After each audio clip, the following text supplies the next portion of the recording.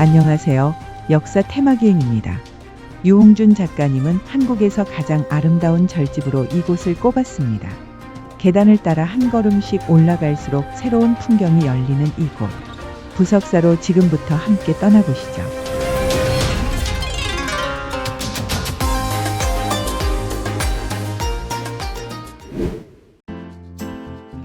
부석사는 태백산맥에서 소백산맥으로 갈라지는 자락에 자리 잡고 있습니다. 주차장에 도착하면 가장 먼저 유네스코 세계유산임을 알리는 바위가 우리를 반겨줍니다. 그 옆으로는 인공폭포와 연못 그리고 분수가 시원한 물소리를 내며 여름의 열기를 잠시 식혀줍니다.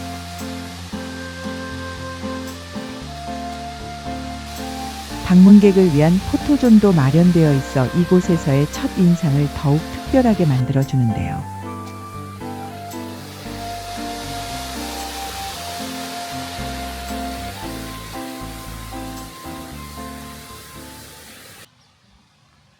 이제 본격적으로 부석사로 향해 걸음을 옮깁니다. 절의 시작은 보통 일주문부터인데요. 일주문으로 이어지는 길은 현대식으로 정비되어 있으며 길의 한쪽에는 물건을 파는 노점들이 줄지어 늘어서 있습니다.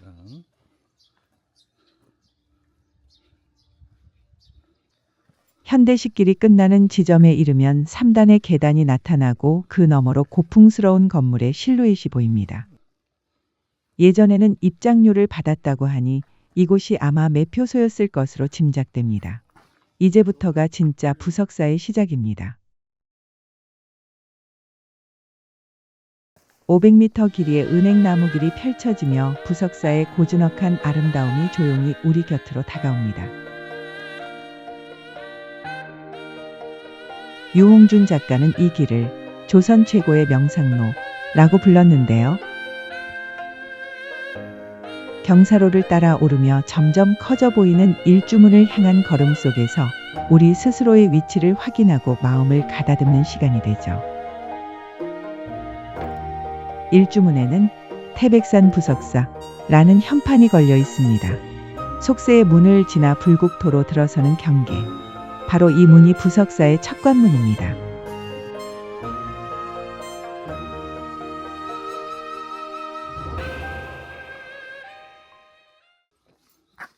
다시 은행나무길을 따라 올라가면 단간지주가 모습을 드러냅니다.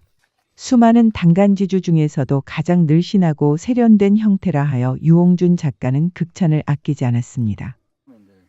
잠시 발걸음을 멈추고 그 아름다움을 감상해 보세요.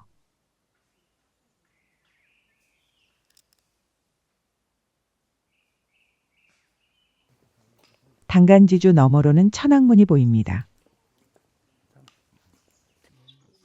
돌축대 위에 세워진 이 문은 사천왕이 부석사를 지키고 있는 공간으로 이곳에 이르기 위해서는 또 하나의 석축 계단을 올라야 합니다.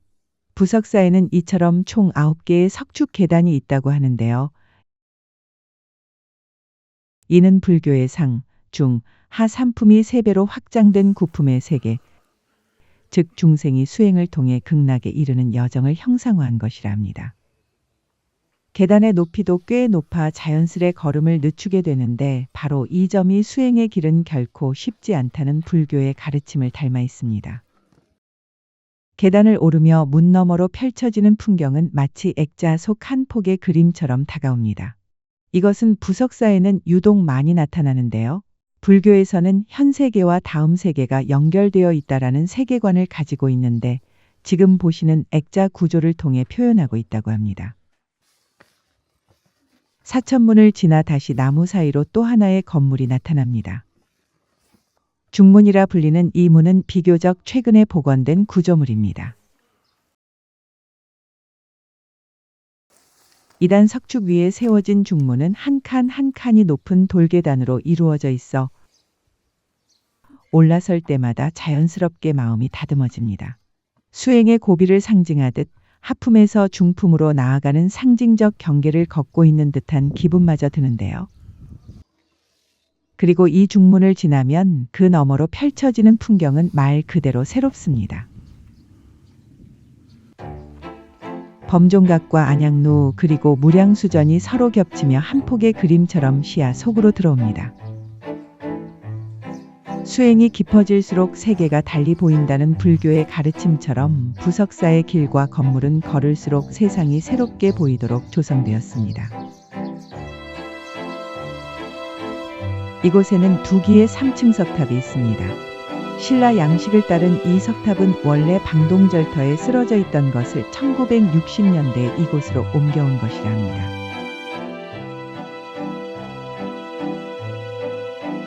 범종각을 위로 올려다 보면 지붕의 곡선미가 더욱 또렷하게 드러나며 웅장한 느낌을 줍니다.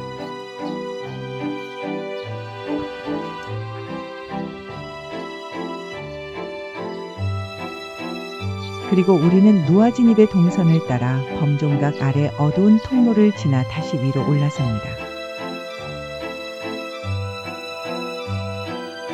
어둠을 지나 밝은 세계로 향하는 이 구조는 마치 무명을 통과해 깨달음의 세계로 들어가는 불교적 체험을 건축으로 표현한 듯합니다. 그 너머 드디어 안양루와 무량수전이 눈앞에 펼쳐집니다. 여기서부터는 이제 신성한 영역임이 느껴지며 저기 보이는 누각은 안양루라고 하는데요. 앞에는 안양문이라 적혀 있고 안양은 극락을 의미하며 안양문은 바로 극락으로 가는 문입니다.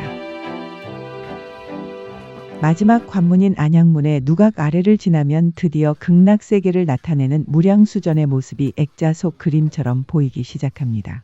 그리고 계단을 힘겹게 올라가면 드디어 극락세계를 맞이하게 됩니다. 극락세계를 나타내는 무량수전 그리고 그 무량수전을 뒤로하고 돌아서면 겹겹이 이어진 소백산맥의 능선이 장관을 이룹니다.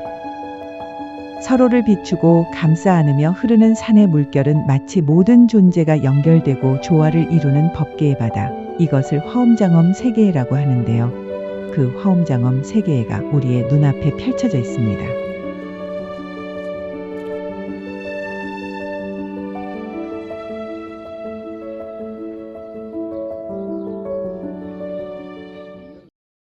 무량수전은 고려시대에 건축된 우리나라 현존 목조 건축물 중 가장 오래된 정각 중 하나로 국보 제18호로 지정되어 있습니다.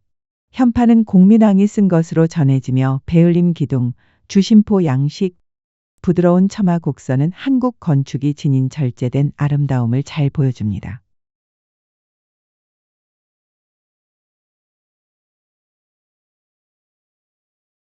문이 열려있는 무량수전 안을 바라보면 부처님의 모습이 살며시 보이는데요. 이 불상은 건물 정중앙이 아닌 약간 오른쪽을 향하고 있습니다.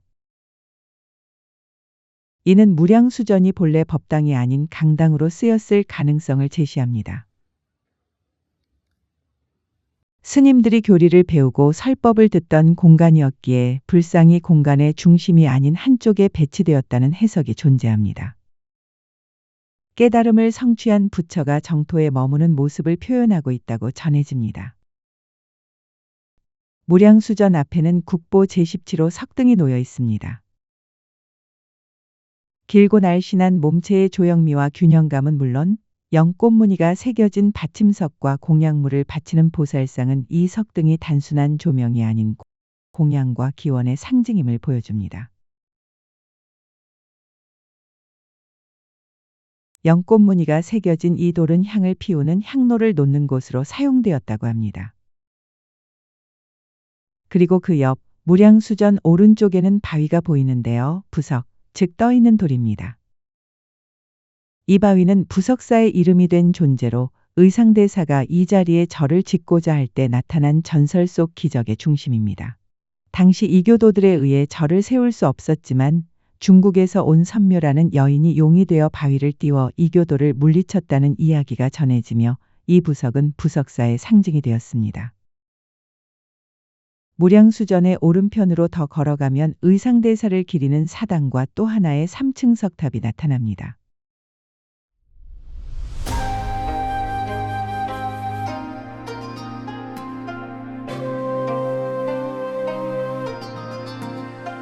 일부 학자들은 이 탑이 의상의 사리탑일 가능성도 제기합니다.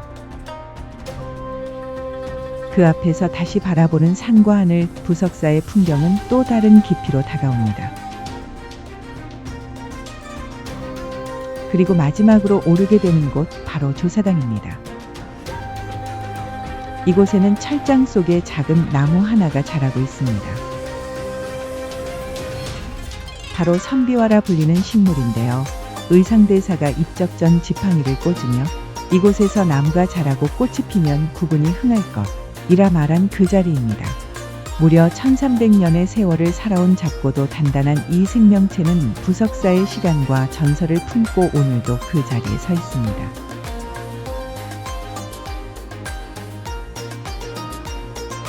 부석사는 단순한 사찰이 아니라 화엄의 철학과 건축, 예술, 신앙이 한데 어우러진 공간입니다. 이 거대한 법계의 무늬를 따라 걸으며 잠시 삶의 속도를 늦춰보는 건 어떨까요? 오늘의 여행은 여기까지입니다. 다음 문화유산에서 다시 뵙겠습니다. 감사합니다.